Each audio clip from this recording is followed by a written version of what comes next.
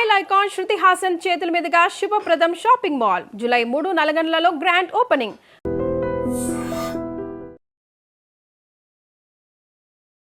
నమస్కారం, welcome to I dream. Dharma Margam with Vijitha కార్యక్రమానికి స్వాగతం.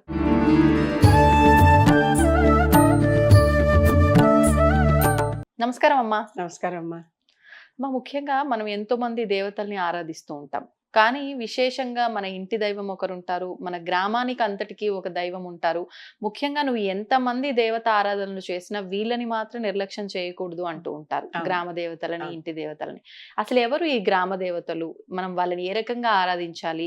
విశేషంగా వీళ్ళని ఆరాధించడం కోసం ప్రత్యేకంగా ఒక మాసం కూడా ఉంది, ఆషాఢ మాసం అని చెప్పి. మరి ఆషాఢ మాసం కూడా రాబోతోంది కాబట్టి ఒక్కసారి మనందరికీ గుర్తు చేసే ప్రయత్నం చేద్దాము అని చెప్పి ఆలోచనమ్మా. అసలు గ్రామ దేవతల కాన్సెప్ట్ ఎట్లా వచ్చింది?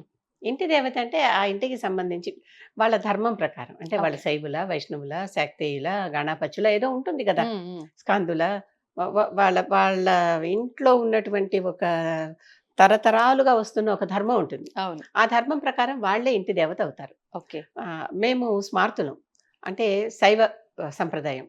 మా ఇంటి దేవుడు వైదీశ్వరుడు. ఇక్కడ తమిళనాడులో చిదంబరం దగ్గర వైదీశ్వరన్ కోయిలను నాడి గ్రంథాలు అవి కూడా చదువుతారు. మా వారి పూర్వీకులు ఎప్పుడో అక్కడ తమిళనాడులో ఉన్నారు. అక్కడి నుంచి మా ఇంటి దేవుడు ఆయనే. వీళ్ళు ఎప్పుడో తెలుగునాట నుంచి తమిళనాడుకి వెళ్ళారు.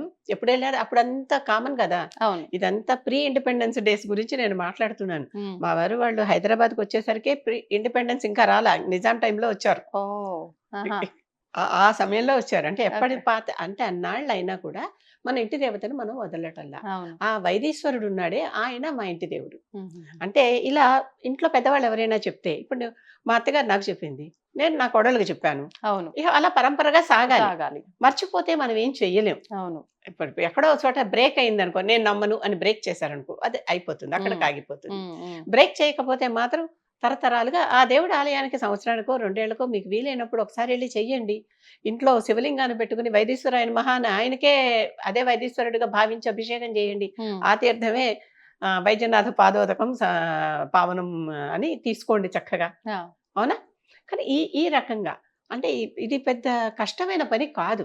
మన ఇంట్లో నిత్యం చేస్తున్న దాంట్లో ఇంటి దేవుడు ఎవరు అనేది పెద్దలని కనుక్కోవాలి. ఒకవేళ తెలియని వాళ్ళమ్మ, మరి మర్చిపోయారు, పెద్దవాళ్ళు ఎవరు మాకు చెప్పలేదు, ఎక్కడో అక్కడ ఇంటి వాళ్ళు పేర్లు పెట్టుకుంటారే, తాత ముత్తాతల పేర్లలో ఎక్కడో ఆ దేవుడు కనిపిస్తాడు. ఇప్పుడు మనం దేవుళ్ళ పేర్లు పెట్టుకోవటం మానేసి చెట్లు, పుట్టలు, రకరకాల ప్రకృతి పేర్లు అన్ని పెట్టేసుకుంటున్నాం. కానీ పాత తరంలో అలా ఉండేది కాదు. ఎక్కడో అక్కడ ఇంటి దేవుడి పేరు పెట్టుకునేవాళ్ళు. వాళ్ళ ముత్తాత గారి పేరు వైదీశ్వరన్ చెప్తున్నా.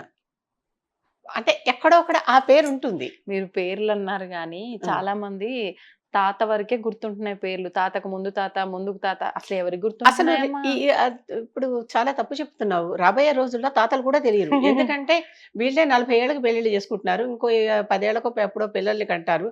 వాళ్ళ తాతలు బతికి కూడా ఉండరు ఆ పిల్లల్ని చూడటానికి. ఒక్కొక్కసారి కొన్ని సందర్భాల్లో తాతలు, బామ్మలు, అమ్మమ్మలు, నాయనమ్మలు అనే వాళ్ళ మాటలే తెలియవు అసలు తర్వాత తరాలు వాళ్ళకి. నిజమే. అందరితో మొత్తుకుని చెప్తున్నా, కొత్త తరం వాళ్ళకి, నాయనా పిల్లల్ని కనండి, కాస్త తొందరగా కనండి. మీకు కూడా ఓపికలు ఉంటాయి పెంచటానికి. అవును. ఒకప్పుడు మాకు 50 ఏళ్ళకి వచ్చే ఓపికలు ఈ రోజు 30 ఏళ్ళకే అయిపోతున్నాయి. నిజమే కదా? ఎందుకంటే ఈ రోజు అప్పుడు మాకు ఎంతసేపు 9 to 5, 10 to 5, 10 to 6 జాబ్స్ ఉండేవి. ఇప్పుడు అలా కాదు. ఎప్పుడు మొదలుతుందో తెలియదు, ఎప్పుడు అవుతుందో తెలియదు.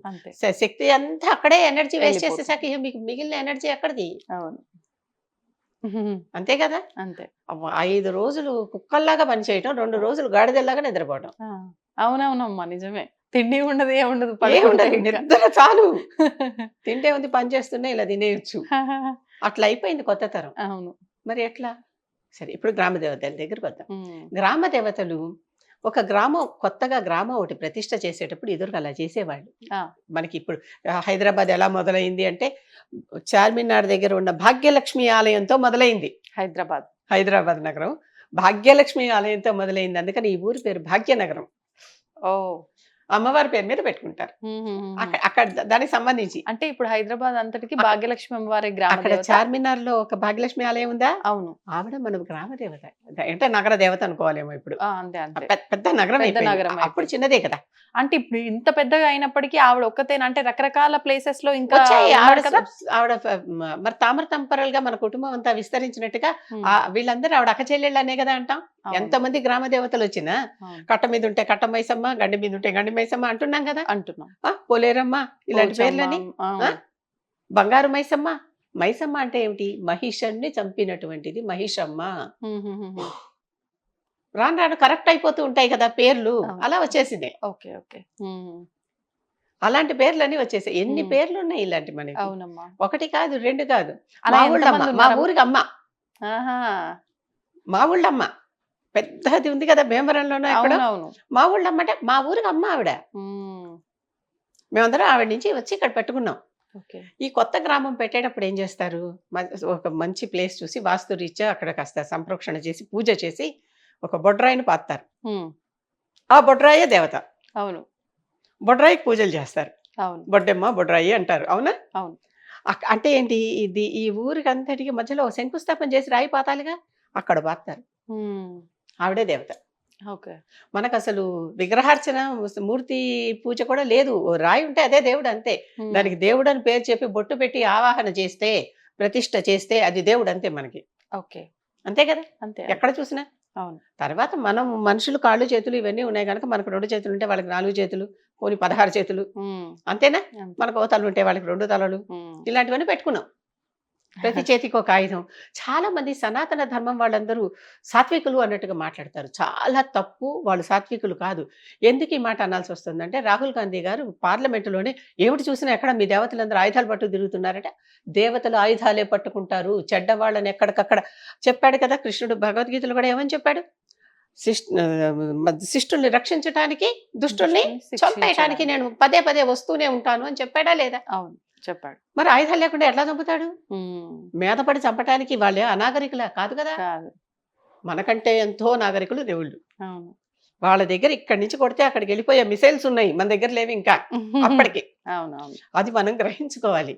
గైడెడ్ మిసైల్స్ ఉన్నాయి. ఇది వెళ్ళి వాడికే తగలాలంటే అది వెళ్ళి వాడికే తగిలి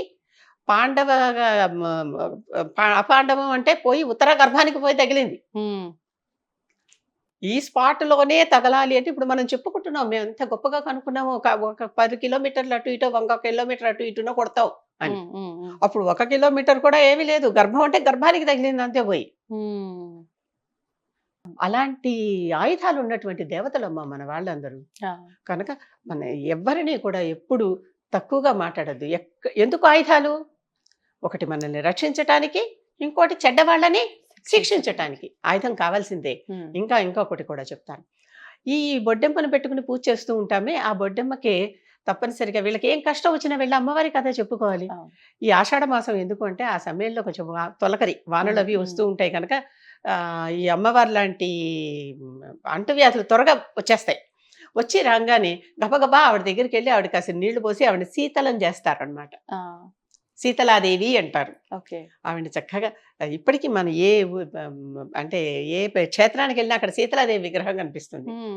ఆ శీతలాదేవి విగ్రహానికి వీళ్ళు అభిషేకం చేసి, నీళ్లు పోసి అభిషేకం చేసి ఆవిడ కాస్త చల్దులు పెడతారు. అందుకే గమనించి చూడండి. అలాంటివే పెట్టి ఆవిడ కాస్త చలవ చేసేటటువంటి పెడితే వీళ్ళ ఒంటి మీదకి వచ్చినటువంటి, అంటే ఆవిడ శాంతపడితే ఊరంతా శాంతపడుతుంది. ఎందుకంటే ఆవిడ ఏది మనకి ఇస్తే అదే మనకు వస్తుంది అనేటటువంటి భావన. గ్రామ దేవతలు అలా వచ్చాయి. ఏ పేరైనా పెట్టుకోండి. నూకాలమ్మ అనండి, ఏవో పేర్లని బోల్డ్ ఉన్నాయి కదా. ఏ దేవత అయినా అసలు దేవత మాత్రం మనం ఎక్కడ ఏం పెట్టుకుంటున్నామో ఆ బొడ్రాయే దేవత. అక్కడి నుంచి విస్తరించే. ఇప్పుడు కాలనీలు విస్తరిస్తున్న కొద్దీ మా కాలనీలో కూడా దేవత ఉండాలనుకుంటారు కదా. అసలు ఈ భాగ్యనగరానికి దేవత ఎవరు అంటే భాగ్యలక్ష్మి అమ్మవారు. చార్మినార్లో ఒక మినార్ కింద ఆవిడ ఆలయం ఉంది. ఆవిడ పేరు మీద మన నగరానికి భాగ్యనగరం అని పేరు వచ్చింది. తర్వాత ఏదో హైదర్ మహల్ అనే ఆవిడ పేరు మీద హైదరాబాద్ వచ్చింది, వేరే విషయం. ఇక్కడ ఒక చిన్న విషయం చెప్తా అసందర్భమైనప్పటికీ. హైదరాబాద్కి హైదర్ మహల్ పేరు మీద ఎలా వచ్చిందో, భాగ్యనగరానికి భాగ్యలక్ష్మి అమ్మవారి పేరు మీద ఎలా వచ్చిందో, సికింద్రాబాద్కి కూడా సికిందర్ అని ఉన్నాడు కదా, అలెగ్జాండర్ అంటాం ఆయన్ని. అవును. ఆయన పేరు మీద పెట్టుకున్నారు. జోజీతా వహీ సికందర్ అనే మాట ఒకటి బాగా గెలిచినవాడు అలెగ్జాండర్, విశ్వ విజేత అలెగ్జాండర్. అవును, ఇదే కదా మనకి అన్ని పేర్లు ఉన్నాయి. కానీ అలెగ్జాండర్ ఓడిపోయి వెళ్ళిపోయాడు. చరిత్ర చదవండి, నేనే మార్చిరా ఆయన చరిత్ర ఇప్పుడు నేను మార్చలేనుగా. ఓడిపోయి వెళ్ళిపోయిన వాడు జోజీతా వహీ సికందర్ ఎట్లా అయ్యాడు అంటే, మనం ఏది బాగా ప్రచారం చేస్తామో వాడు మహాత్ముడైనా కాకపోయినా మహాత్మాని ప్రచారం చేస్తే మహాత్ముడైపోయినట్టే. అట్లా అయిపోయాడు ఈ సికందర్.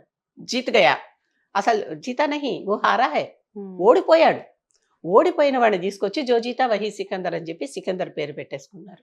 ఎన్ని చోట్ల సికందర్ పేరు మీద మన దేశంలో ఉన్నాయి, ఎన్ని ప్రాంతాల్లో ఉన్నాయి. కనుక కొన్ని సార్లు పెట్టుకునేటప్పుడు ఆ పేరు ఎట్నుంచి నుంచి వచ్చింది, ఎలా వచ్చింది, అది మంచా చెడా అనేది ఆలోచించి పెట్టుకుని. ఇప్పుడు అమ్మవారి పేరు మీద పెట్టుకుంటే భాగ్యనగరం ఎంత గొప్పది, అవును, అది ఆలోచించాలి. ఎప్పుడు పెరిగింది, అసలు ఎలా వృద్ధి అయింది. అవును, దేవత అంటే స్త్రీనే పెట్టుకుంటాం సాధారణంగా, అవును. ఎందుకంటే స్త్రీ నుంచే సృష్టి. ఎన్ని ప్రాంతాల వారికి ఇక్కడ జీవనోపాధి కల్పించింది ఈ దొరికింది. నగరం. అమ్మవారి అంటే తల్లే కదా సృష్టించేది. అవును. కనుక మనందరినీ సృష్టించి తల్లే అంటే పోషణ చూసేది ఆవిడే, పాలిచ్చి పెంచేది ఆవిడే, కనేది ఆవిడే, పాలిచ్చి పెంచేది ఆవిడే. ఈ రెండు ఆవిడ చూస్తున్నంతసేపు ఆ ఊరు ఆ గ్రామం క్షేమం. అది సంతోషం. ధన్యవాదాలు. దీన్ని తవ్వండి, తవ్వుతూనే శివలింగం. పరమాత్మకు జీవా సరే దాన్ని అట్లా కప్పేసేయండి, చూపించదండి. Krishna is there. మూర్తి పూజ కాదు, సాక్షాత్ బ్రజేంద్ర నందన భగవాన్ ఉన్నారు మూర్తిలో. ఏమీ ఆశించకుండా ఆరాధించే వాళ్ళు కూడా ఉన్నారా ప్రభుజీ? నిజమైన భక్తి అంటే మనకు తెలియదు కాబట్టి